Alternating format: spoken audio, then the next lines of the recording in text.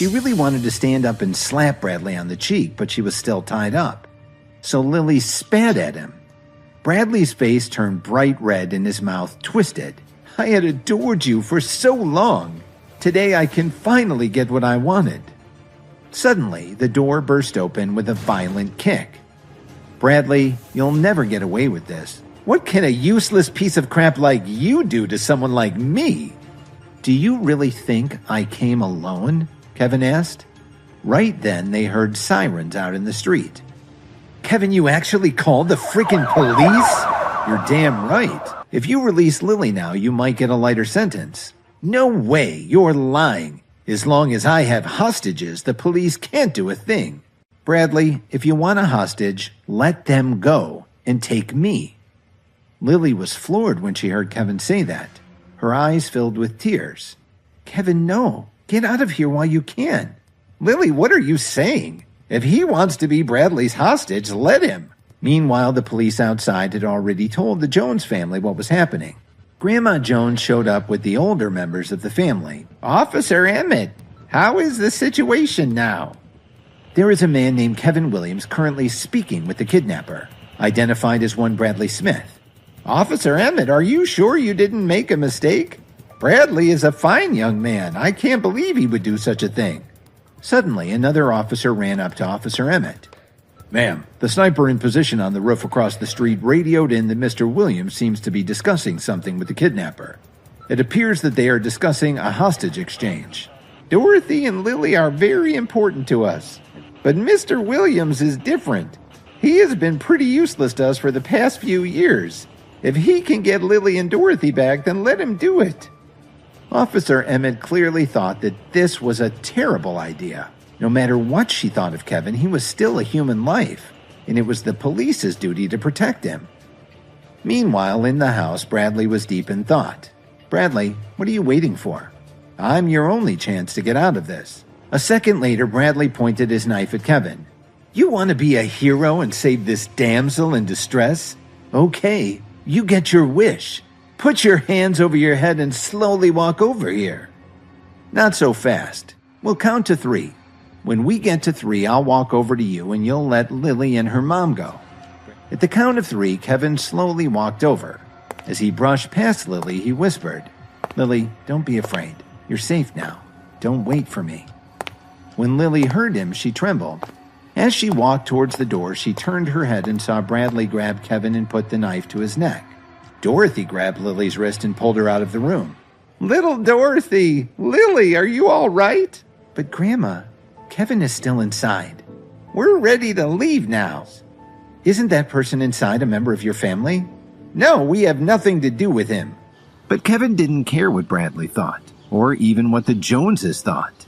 Aren't you curious why Williams Media suddenly pulled its support? They even withdrew all the funds that were invested in your project. How did you know that? Did someone at Williams Media tell you that you'd offended someone?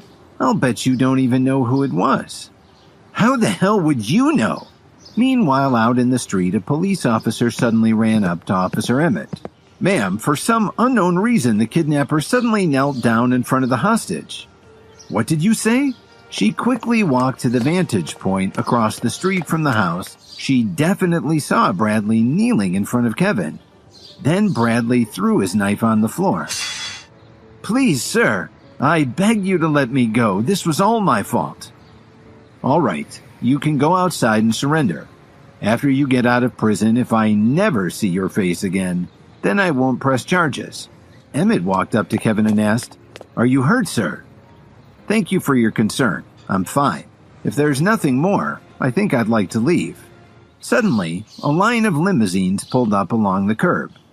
Cook quickly got out of the lead car and gave Kevin a warm handshake and a pat on the shoulder. Kevin, I've been looking for you for hours. Are you all right?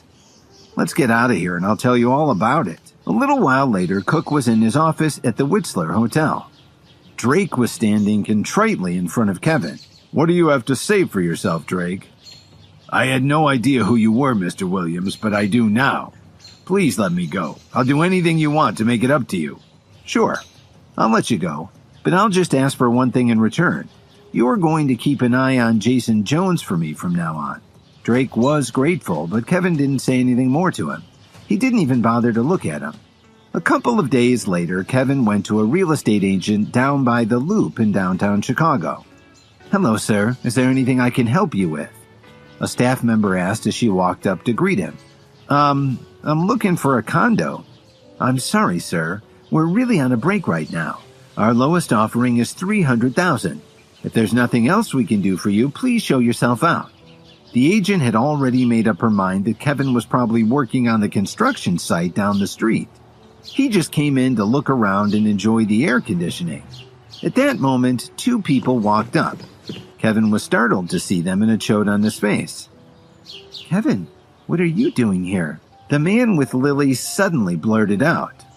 "Lily, what did you just say? This is Kevin? That useless ex-husband of yours?"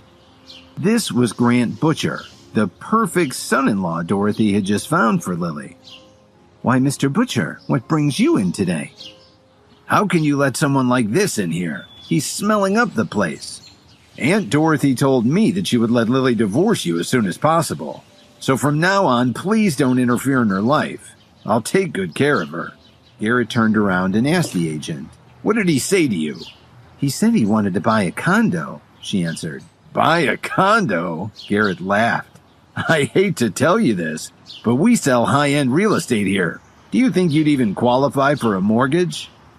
"Well, I don't think that's really up to you. Are you in charge here?" "I'm the manager."